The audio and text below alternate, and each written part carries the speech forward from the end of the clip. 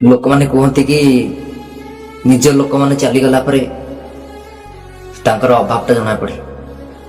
ଆଉ ଆଜି ମୁଁ ବୁଝିପାରିଛି ସେମାନଙ୍କର ଅଭାବଟା କେହି ବି ପୂରଣ କରିପାରିବେ।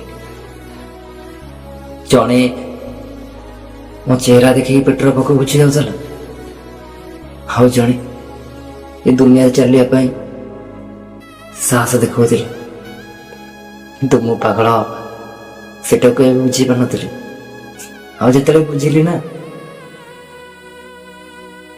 ସେ ଦୁଇ ଜଣଙ୍କୁ ହରାଇଥିଲି। ଭଗବାନ,